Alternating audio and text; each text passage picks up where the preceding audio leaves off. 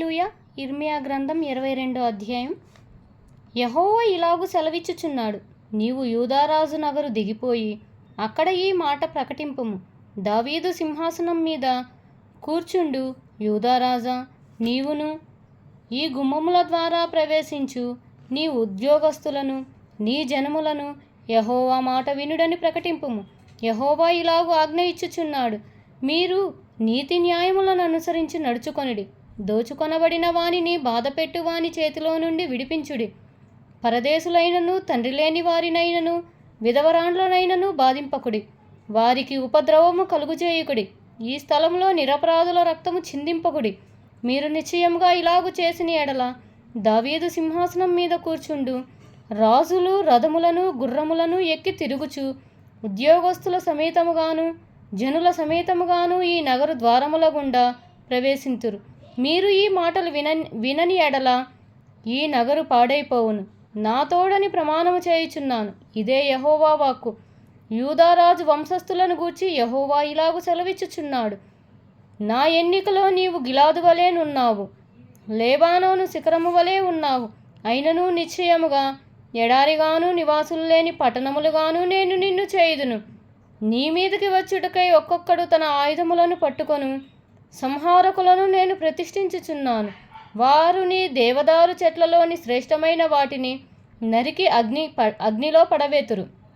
అనేక జనులు ఈ పట్టణపు మార్గమున పోవుచు యెహోవా ఎందు నిమిత్తము ఈ గొప్ప పట్టణమును ఇలాగు చేసినని ఒకనినొకడు అడగగా, అచ్చటి వారు వీరు తమ దేవుడైన యెహోవా నిబంధనను నిరాకరించి అన్యదేవతలను పూజించి వాటికి నమస్కారము చేసినందున ఆయన ఇలాగు చేసియున్నాడని చెప్పుదురు. చనిపోయిన వాని గూర్చి ఏడవద్దు, వాని గూర్చి అంగలార్చవద్దు. వెళ్ళిపోవచ్చున్న వాని గూర్చి బహురోదన చేయుడి. వాడు ఇకనూ తిరిగి రాడు, తన జన్మభూమిని చూడడు. తన తండ్రి అయిన యోషియాకు ప్రతిగా ఏలినవాడే ఈ స్థలంలో నుండి వెళ్ళిపోయిన యూదారాజైన యోషియా కుమారుడగు షల్లూమును గూర్చి యెహోవా ఇలాగు సెలవిచ్చుచున్నాడు, అతడు ఇక్కడికి తిరిగి రాడు, ఈ దేశముని చూడకుడు. వారు అతన్ని తీసుకొని పోయిన స్థలమందే అతడు వచ్చును. నీతి తప్పి తన నగరును స్థాపించు వానికి శ్రమ.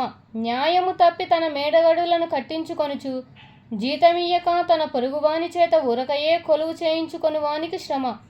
వాడు విశాలమైన మేడ గదుల లోపల గొప్ప మందిరమును కట్టించుకొందుననుకొని విస్తారమైన కిటికీలు చేసుకొనుచు దేవదారు పలకలను దానికి సరంబి వేయుచు ఇంగిలీకముతో రంగు వేయుచూ నున్నవాడే. నీవు అతిశయపడి దేవదారు పలకల గృహమును కట్టించుకొనుట చేత రాజువగుదువా? నీ తండ్రి అన్నపానములు కలిగి నీతి న్యాయములను అనుసరించుచు క్షేమముగా ఉండలేదా? అతడు దీనులకు దరిద్రులకు న్యాయము తీర్చుచు సుఖముగా బ్రతికెను. అలాగున చేయుటే నన్ను తెలుసుకొనుట కాదా? ఇదే యెహోవా వాక్కు.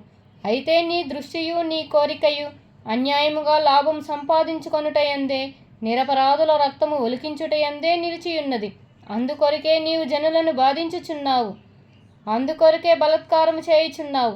కావున యోషియా కుమారుడగు యెహోయాకీమును యూదారాజును గూర్చి యెహోవా ఇలాగు సెలవిచ్చుచున్నాడు, జనులు అయ్యో నా సహోదరుడా, అయ్యో నా సహోదరి అని అతన్ని గూర్చి అంగలార్చుదురు. అయ్యో నా ఏలినవాడా, అయ్యో శోభావంతుడా అని అతని కొరకు అంగలార్చురు. అతడు యెరూషలేము గుమ్మముల అవలకి ఈడుపడి పారవేయబడి గాదిద పాతిపెట్టబడు రీతిగా పాతిపెట్టబడును. నీ వీటకాండ్రు నాశనమైరి. లేబానోను ఎక్కి కేకలు వేయుము, బాషానులో బిగ్గరుగా అరువుము, అబారీము నుండి కేకలు వేయుము. నీ క్షేమకాలముల్లో నీతో మాటలాడి తిని కానీ నేను విననని నీ వంటివి. నా మాట వినకపోవుటే నీ బాల్యము నుండి నీకు వాడుక. నీ కాపరులందరూ గాలి పీల్చుదురు, నీ వీటకాండ్రు చెరలోనికి పోవుదురు. నీ చెడుతనం అంతటిని బట్టి నీవు అవమానం నొంది సిగ్గుపడినందుకు. లేబానోను నివాసిని, దేవదారు వృక్షముల్లో గూడు కట్టుకొనిన దాన, ప్రసవించే స్త్రీకి కలుగు వేదన వంటి కష్టము నీకు వచ్చినప్పుడు నీవు బహుగా కేకలు వేయుదువు కదా. యెహోవా సెలవిచ్చినదేమనగా, యూదారాజైన యెహోయాకీము కుమారుడవు కొన్య నా కుడి చేతికి శిఖా ఉంగరముగా ఉండినను దాని మీద నుండి నిన్ను ఊడదీసి వేసేదనని నా తోడని ప్రమాణము చేయుచున్నాను. నీ ప్రాణమును ఎవరు తీయజూచుచున్నారో నీవెవరికి భయపడుచున్నావో వారి చేతికి, అనగా బబులోను రాజైన నెబుకద్నెజరు చేతికి, కల్దీయుల చేతికి నిన్ను అప్పగించుచున్నాను. నిన్నును నిన్ను కనిన నీ తల్లిని, మీ జన్మభూమిని కాని పరదేశములోనికి విసిరివేసెదను. మీరు అక్కడనే చచ్చెదరు. వారు తిరిగి రావాలని బహుగా ఆశపడు దేశమునకు వారు తిరిగి రారు. కొన్య అను ఇతడు హేయమైన ఓటికుండ వంటివాడా, పనికిమాలిన ఘటమా, అతడును అతని సంతానమును విసిరివేయబడి తామెరుగని దేశములోనికి ఏలత్రోయబడిరి. దేశమా, దేశమా, దేశమా, యెహోవా మాట వినుము. యెహోవా ఇలాగు సెలవిచ్చుచున్నాడు, సంతానహీనుడనియు ఈ దినములలో వర్ధిల్లవాడనియుడు ఈ మనుషుని గురించి వ్రాయుడి. అతని సంతానములో ఎవడునూ వర్ధిల్లడు, వారిలో ఎవడునూ దావీదు సింహాసనమందు కూర్చుండడు.